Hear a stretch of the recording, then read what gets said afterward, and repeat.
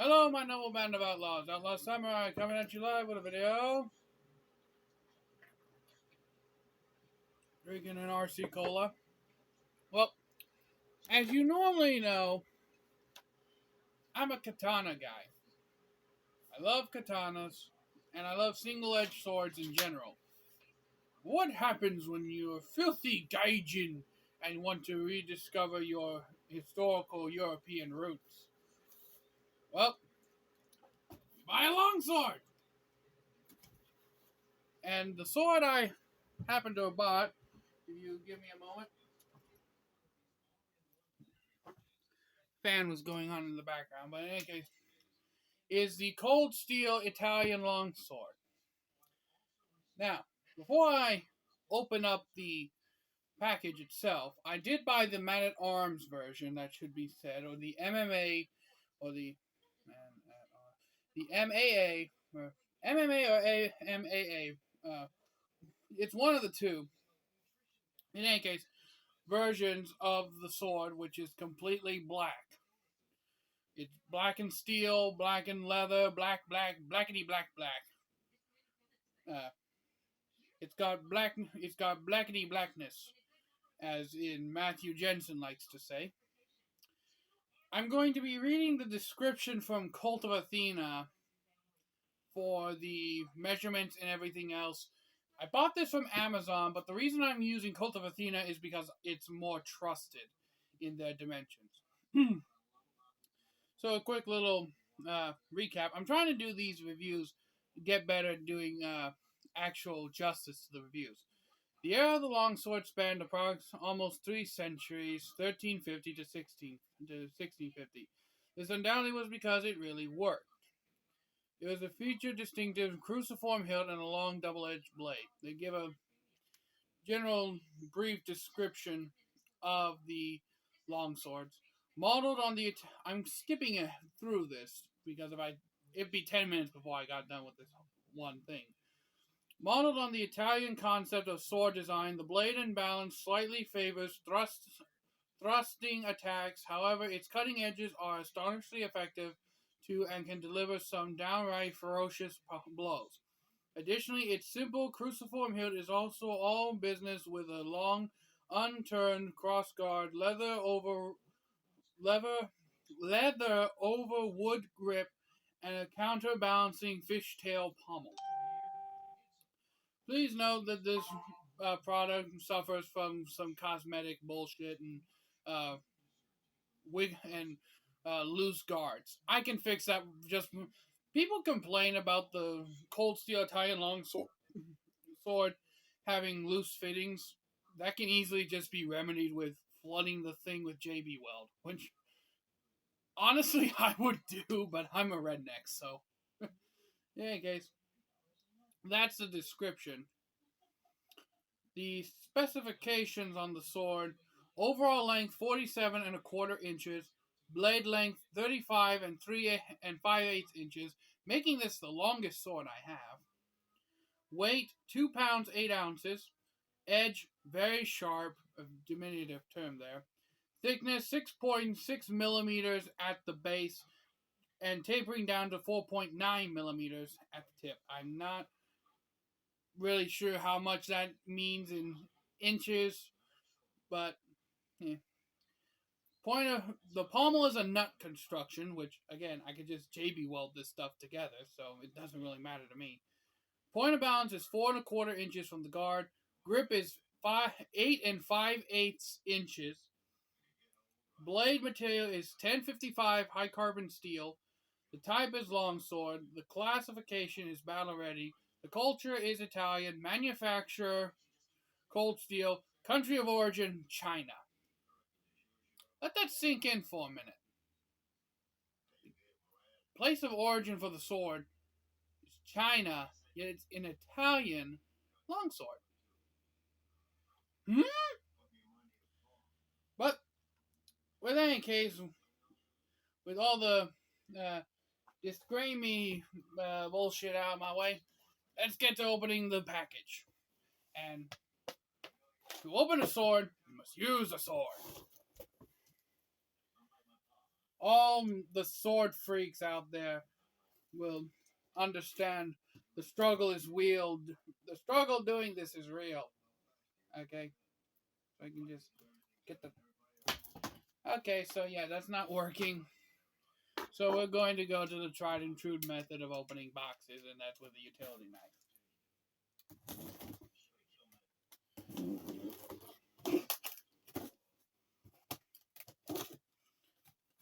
I like the. Now, you're probably wondering why I bought this from Amazon, yet used Cold of Athena's uh, description. Well, two reasons. Like I said, Cold of Athena I find to be more accurate. It's a very well trusted brand. And I don't know how to order stuff from Cold of Athena. I have an Amazon account, so that's why I order most of my shit from Amazon. But without further do's, don'ts, and drum roll, please. Here we go. Oh, ho, ho, ho, ho, ho. That's nice. Simplistic, easy to follow packaging. Alright. So the scabbard looks to be shipped on top of the sword. It's lying on top of it. So let me just get this part out of the way. I like how this is packaged, actually, very securely. Everything's wrapped up nicely, and in a I'm not going to suddenly come and move kind of situation. So I'll put this packaging back here to the side. Ooh, hoo, hoo, hoo, hoo. Oh, I am just going full on geek at the moment. Oh, that's nice. Oh, okay. So I don't really think this is a wood core scabbard. That should be one of the first things I mention. I don't think this is wood core. I think this is just normal leather scabbard, but oh, the scabbard alone is nice. Well, not really. It really wouldn't be a scabbard. It'd be more of a sheath. But nonetheless, it has these little shim-looking pieces in here, which I assume is to uh, hold the blade in place, the white part. Yeah? This is just a regular wood core scabbard, leather scabbard. Yeah, I am assuming that is to hold the blade in place. So we'll put the scabbard over here. Now, for the real star of this show. And noticing this right, oh, that's lovely. That is. This looks like something you'd see out of J.R.R. Tolkien's Lord of the Rings. Oh, look at this. That is some nice, beautiful stuff right there. With the description out of my way, I don't really have to go into full detail. Oh, check it out. The nut construction, you just need a flathead screwdriver to tighten.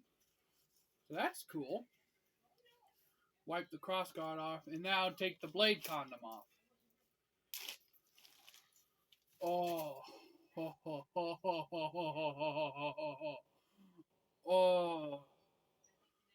Oh, this is nice. Get all this lubrication off.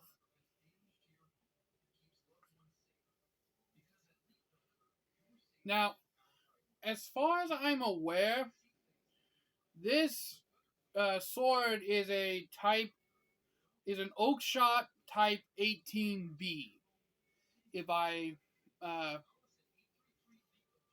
if I remember correctly, I believe it is supposed to be a type 18B. Oh, this is so cool. Oh, the crossguard is on point. I love the grip. It's very easy to index where the blade is supposed to go.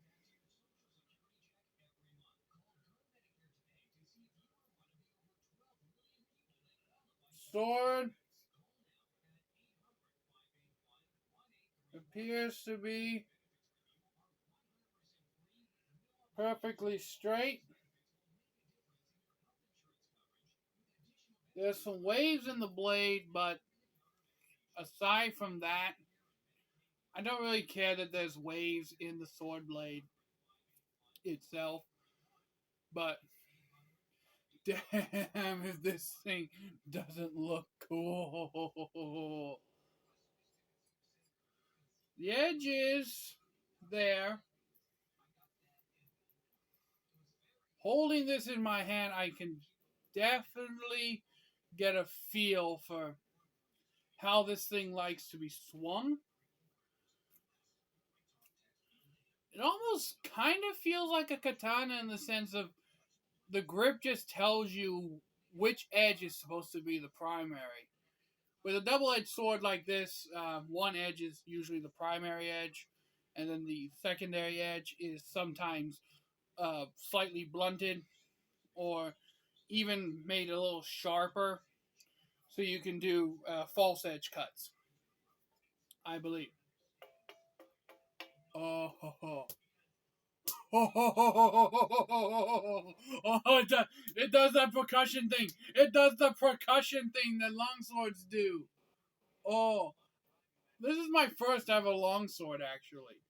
Katanas don't do that. They don't vibrate like this when you smack the pommel. Smack it good.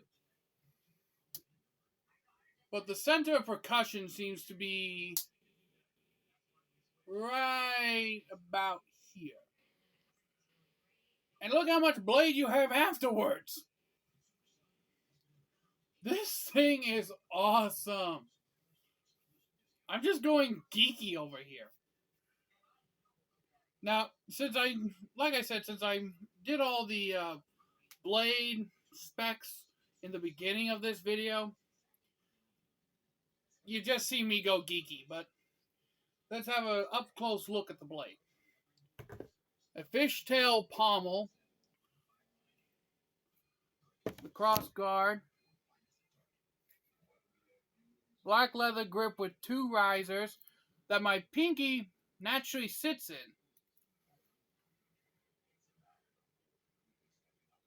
The blade tapers strongly towards the tip, so I can see where it says this is a thrusting sword, but I can also feel it wants to do, like, it wants to cut as well. So I can see where on the side it says is a cut and thrust blade. The gap on this sword seems to be already filled with some kind of epoxy. The gap in the crossguard, it seems to already be filled with some form of epoxy. So I don't know if this sword will have to, I'll have to do real maintenance on this thing at all. But damn, if this thing don't feel solid. Like, this may well be the most solidly built sword I have. And the one sword I'm willing to do more stupid shit with than what I normally do. But this has been my first impressions of the Cold Steel Italian longsword. I will be doing a separate review / cut test of this later on. I might even use this in my pumpkin cutting video. That might be the thing I test this with. Now, before I go, you're probably wondering why the blackening? Why is this sword completely black? Well, for the simple matter is, this blackening actually is a rust retardant. And what that means is it will actually keep the sword from rusting as badly as if it was just normal steel. And now that I look at this sword more closely, I do see cosmetic blemishes, but I paid $200 for this, so I'm not exactly going to be demanding the moon out of a $200 sword. A $2,000 sword, these small little cosmetic blemishes right there on the quillon. I don't know if light will show it, but right there by the tip of my ear would be completely unacceptable. Even I have standards. But I really, really like how this sword feels. Even has the sword wind sound. And the edge actually doesn't start to get sharp until right about here. Sharp starts here, sharp starts here on the other side. So yeah. Every bit of what I paid, I am going to view as worth buying this sword. Now, put the sword down. Scabbard. The scabbard is a simple leather scabbard, very floppy. I might actually I might actually try to make some sort of rigging system to where I can hang this from a belt because I don't really know how well it will work with the whole putting it through the sword sash thing. The shape on the end is also black and steel. Black and steel. This version of the sword was specifically designed with heavy cutting, low maintenance in mind. Hence the reason why it's called the Man at Arms Italian Longsword. MAA.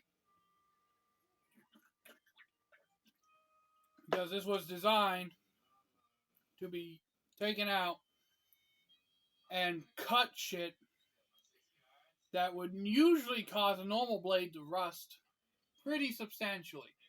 I don't know how durable this finish is, because again, I haven't cut anything with it, but we will find out. So, without further ado, don'ts and probably shouldn't, let's sheath this bad boy and see how. Oh. Oh. That sound. Alright, so apparently there is some sort of white powdery stuff inside of the scabbard that I have just now found. Not that I really mind the whole powder thing. I think it's there to keep the leather from drying out, or it's just residual powder from the leather.